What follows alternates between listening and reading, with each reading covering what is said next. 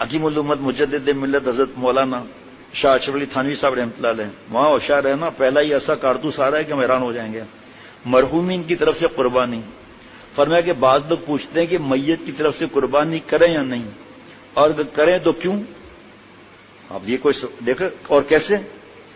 تو سنو، قربانی مردوں کی طرف سے بھی جائز ہے، ماں، باپ، پیر، استاذ، حتیٰ کہ نبی کریم صلی اللہ تعالی علیہ وسلم کی طرف سے بھی قربانی کر سکتے ہیں، اور کرنا چاہیے، اللہ نے جو توفیق دی ہے۔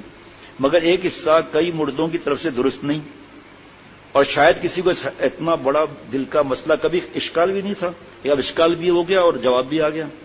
زندگی بھر کا اشکال، بڑھاپے تک کا اشکال تھا، مجھے نہیں پتا تھا میرا اشکال ہے، اب پتا چلا یہ تو اشکال تھا، اور کتنا نقصان کیا اپنے برسوں سے، لیکن اللہ تعالیٰ معاف فرمانے والے ہیں۔ مگر ایک حصہ کئی مردوں کی طرف سے درست نہیں۔ بھائی ابھی میں بھی توبہ کر لوں، آپ بھی کر لیں توبہ، رب اغفر وارحم وانت خیر الراحمین، اللہ مجھے معاف فرما، عمل کی نیت سے کر رہا ہوں اور سمعنا واطعنا کی نیت کر رہا ہوں، اے اللہ مضمون میرے دل میں اتار دے تاکہ عمل ہو جائے، آپ بھی دل ہی دل میں نیت کر لیں۔ مگر ایک حصہ کئی مردوں کی طرف سے درست نہیں، اور شاید کسی کو اس حدیث سے شبہ ہو کہ حضرت محمد صلی اللہ علیہ وسلم کی عادت شریفہ تھی کہ قربانی میں ساری امت کو یاد فرماتے تھے، مردوں کی طرف سے کر نہیں سکتے۔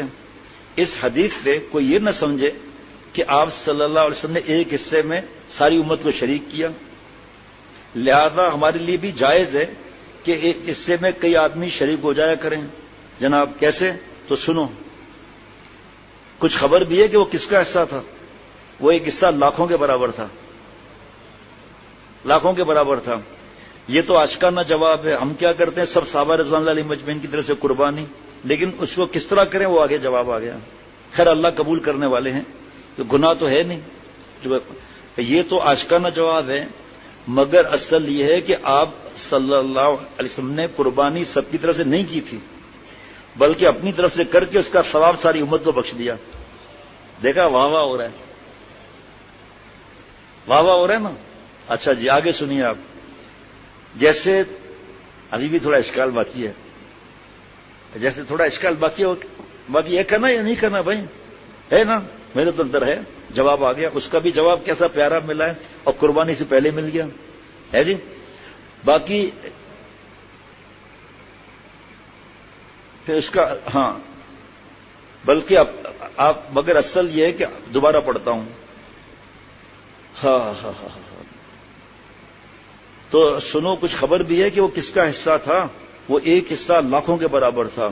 یہ تو آشکارانہ جواب ہے، مگر اصل یہ ہے کہ آپ صلی اللہ علیہ وسلم نے قربانی سب کی طرف سے نہیں کی تھی، بلکہ اپنی طرف سے کر کے اس کا ثواب ساری امت کو بخش دیا۔ جیسے تم نفل قربانی صرف اپنے طرف سے کرو اور پھر اس کا ثواب کئی آدمی کو بخش دو، یہ جائز ہے۔ اپنی طرف سے کرے، ثواب دے اللہ سارے صحابہ رضوان اللہ علیہم اجمعین کو عطا فرما دیجئے۔ باقی یہ شبہ نہ کیا جائے کہ آپ صلی اللہ علیہ وسلم نے امت کو ثواب بخشا، تو پوری امت اس وقت موجود کہاں تھی؟ 1 کھرب یا جتنا پوری موجود کہاں تھی؟ اس کا جواب یہ ہے کہ لوگوں کا یہ خیال کہ ثواب صرف مردوں ہی کو پہنچتا ہے، غلط ہے، بلکہ اس وقت امت تھی نہیں نا، سب کی طرف سے ثواب بھیجا، غلط ہے، بلکہ زندوں اور آئندہ آنے والوں سب کو ثواب پہنچتا ہے۔ جناب یہ نہیں آدمی کہے کہ یا اللہ میرے پڑ پوتے کو اس کا ثواب دے، پڑ پا تو ہے کہاں بھی، اور آنے کا پتہ کیا ہے، لیکن آپ صلی اللہ علیہ وسلم کی امت بعد میں آ رہی ہے نا۔